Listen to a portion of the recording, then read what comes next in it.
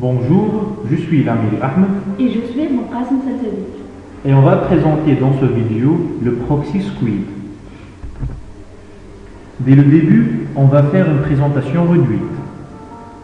Après, le proxy cache et on va citer les protocoles supportés par ce firewall, l'installation, la configuration et on va terminer par la sécurité. Squid est un logiciel permettant la réalisation d'un cache pour les clients web. Squid peut aussi jouer le rôle de filtre HTTP.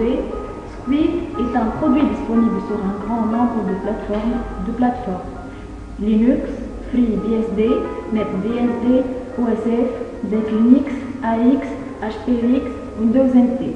Squid est un logiciel libre protégé par la GPL.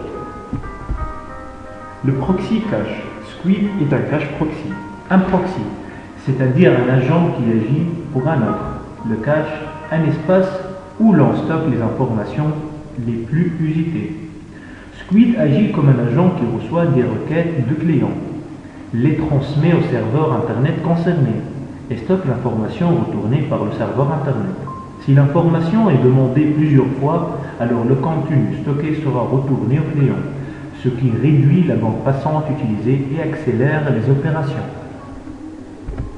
La majorité des firewalls disposent d'agents Internet, toutefois ceux-ci ont rarement la fonctionnalité de cache ou ne supportent pas l'intégralité des fonctionnalités de Squid. Squid se distingue par un grand nombre de fonctionnalités avancées, support de nombreux protocoles, les protocoles de transfert de données utilisés sur Internet comme HTTP, Gopher, FTP et Waves, possibilité d'interconnexion entre différents serveurs proxy. Pour de gros réseaux, il peut être nécessaire d'installer plusieurs proxy caches pour répartir la charge. Dans ce cas, il est intéressant de les relier et de les faire coopérer pour une meilleure efficacité. Contrôle d'accès, Squid est capable de filtrer certains sites Internet ou certaines URL ou de restreindre l'accès à certains clients. Les protocoles supportés. Squid supporte les protocoles suivants. HTTP, le protocole web. FTP, le protocole de support de transfert de fichiers. Gopher, un protocole proche de HTTP. SSL, utilisé pour les transactions sécurisées. Waves, protocole inusité. ICP, un protocole généraliste permettant la communication entre serveurs de cache. HCTP, un protocole de cache orienté HTTP. L'installation de Squid est relativement simple et respecte le standard. Configure, make install. Afin de mettre en place un serveur opérationnel, il est important de connaître les prérequis de Squid. Il est important pour obtenir un cache efficace de lui offrir une quantité importante de mémoire vive et de disque, 128 mégaoctets de RAM, 8 gigaoctets de disque. A l'inverse, les besoins CPU ont bien avec moindre. Ainsi, de nombreux Pentium de serveurs Squid fonctionnent première génération, encore des processeurs de première génération. Il existe deux méthodes pour installer Squid: installation de binaires à partir de paquetage, installation à partir des sources. L'installation à partir des binaires, le logiciel Squid est fourni avec la plupart des distributions commerciales: Red Hat, Mandrake, SUSE, Caldera. Dans tous les autres cas, des paquetages binaires au format RPM de Squid peuvent être trouvés sur le site www.rpmfind.net. Une fois les binaires à disposition, il ne reste plus qu'à les installer en utilisant la commande RPM ou tout autre gestionnaire de paquetage. L'installation à partir des sources.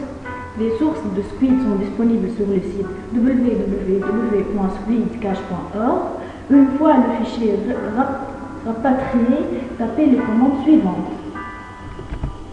Quelques options du script configure: préfixe PAF, spécification du chemin d'installation.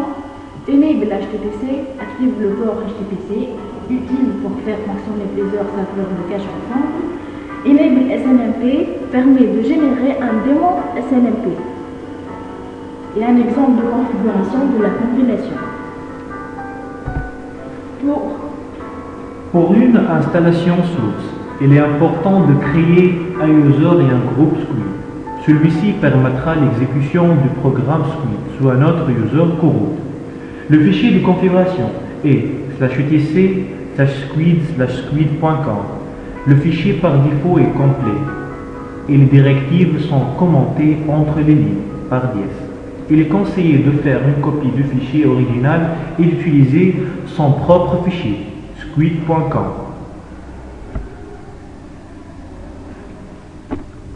Voici quelques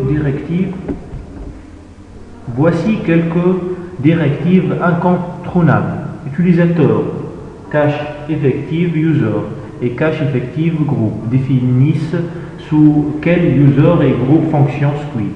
Le port permet de spécifier le port de connexion des clients, le port HTTP est 3128, mais on peut prendre aussi le 8080.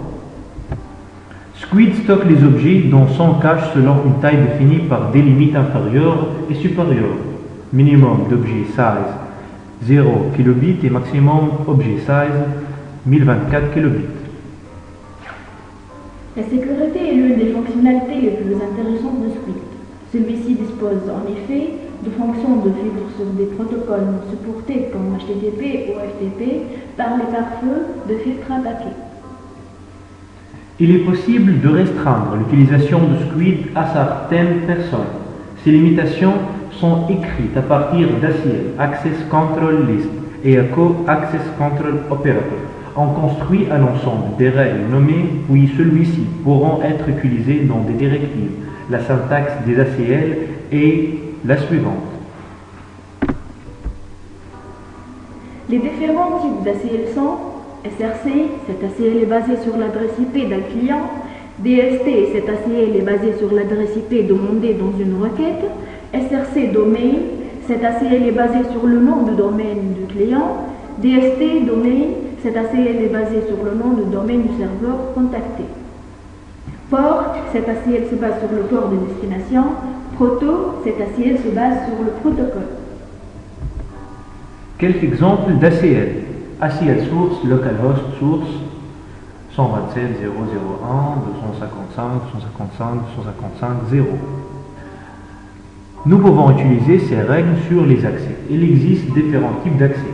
HTTP Access et ECP Access. Le syntaxe, c'est HTTP Access Allow Deny ACL Name, ECP Access Allow Deny ACL Name. Quelques exemples des règles. Et merci de votre attention. Merci de votre attention.